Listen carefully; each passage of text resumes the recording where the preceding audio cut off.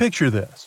It's the 17th century and you're Isaac Newton, chilling in your garden munching on some apples. Suddenly, one falls on your head, and you're like, hold up! Why did this apple fall straight down and not sideways or upwards? And just like that, boom! You've formulated gravitational theory. Pretty impressive, right? Newton's theory showed that the force that makes apples fall and keeps us on the ground is the same force that keeps planets in their orbits. Sure, Newton's theory might not have been enough to get us GPS, but it was enough to blast us into space. But Isaac Newton wasn't the only brainiac who figured out gravity. In fact, according to a new study, Leonardo da Vinci beat him to it by over 100 years. The study analyzed some of Leonardo's sketches and discovered he had a pretty solid understanding of gravity's pull. This idea came to his mind when he was playing around with sand pouring from a jar. He soon realized that if the jar was pulled at the same speed as the force pulling down the grains, the sand would form a triangle. It's like a DIY experiment that ended up helping us understand the change in speed of a falling object over time. Da Vinci himself seems to have been on a mission to solve the mystery of gravity and acceleration.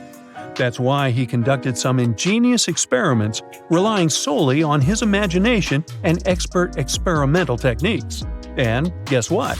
The gravitational constant he discovered was later used by Newton to define his laws of motion, including gravity, and by Einstein in his theory of general relativity.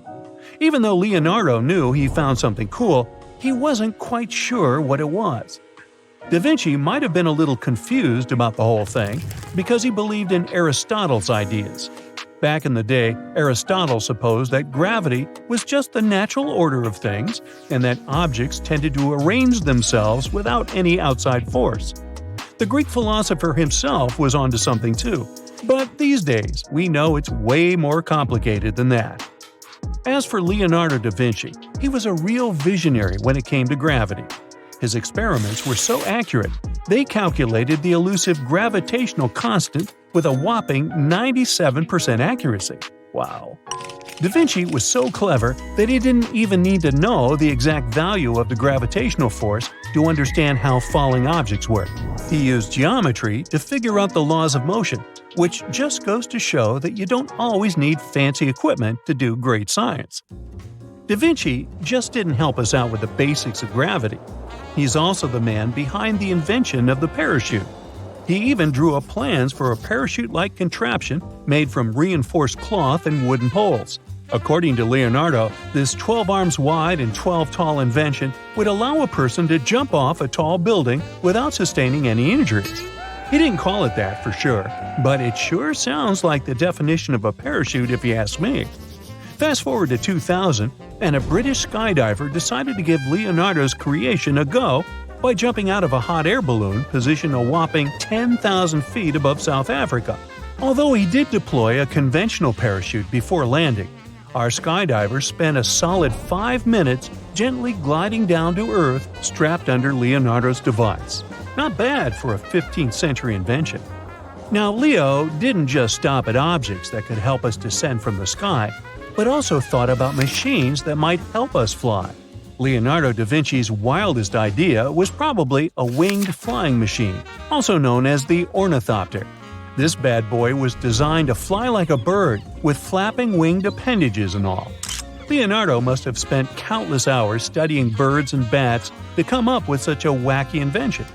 The ornithopter had a wooden frame, silk covering, and a rod and pulley system that the pilot would control with pedals and a hand lever. And get this, steering was done with a headpiece. Talk about a hands-free experience.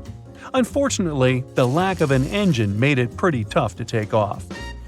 Back in the 15th century, people were already getting creative with their water adventures too.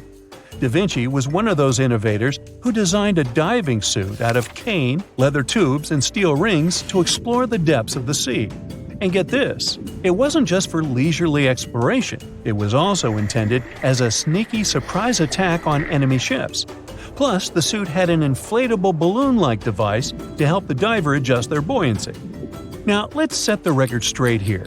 You might have heard this about Da Vinci before, but it's a myth. He did not invent the clock. However, he did contribute to the tickers we use today by designing a clock that was more accurate than any other of its time.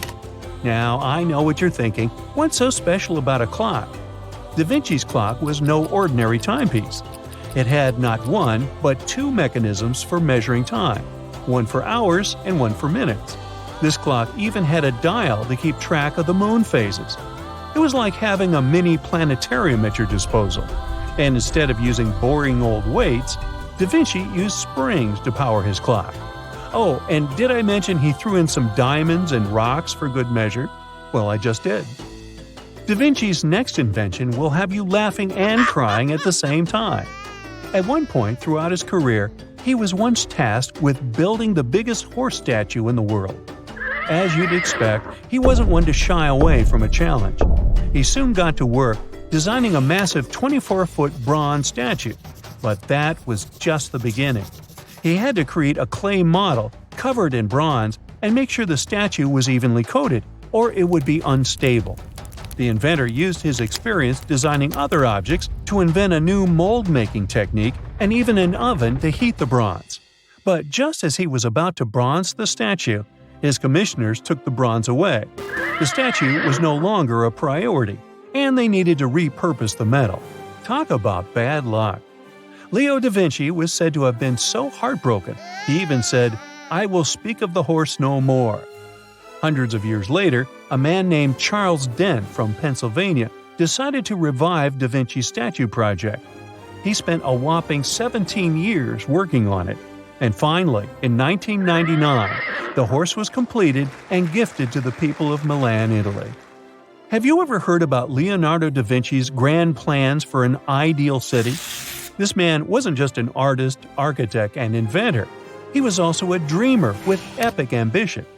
His idea was to create a whole city that would be more united with better communication and services. He was also keen on living in a city with better sanitation to prevent the rapid spread of diseases. This was pretty common back in the day, when medicine wasn't as available as now. And this is what he thought about: a city with connected canals that would be used for both commerce and sewage. There would be upper and lower areas, with upper roads being super broad to avoid jamming people together. And of course, being an artist and architect, the city would be a feast for the eyes, with gorgeous buildings featuring large arches and pillars. Da Vinci thought of everything, even special stables for horses, which he saw as integral to the workings of the city. And fresh air vents in buildings? Yep, he had that covered too. Unfortunately, his grand plan was never realized because it required rebuilding an entire city. Da Vinci's concepts are not only relevant today, but also provide a great starting point for urban development.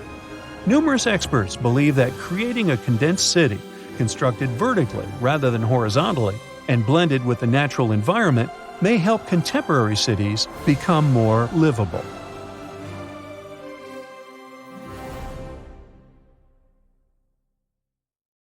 That's it for today. So hey, if you pacified your curiosity, then give the video a like and share it with your friends. Or if you want more, just click on these videos and stay on the bright side.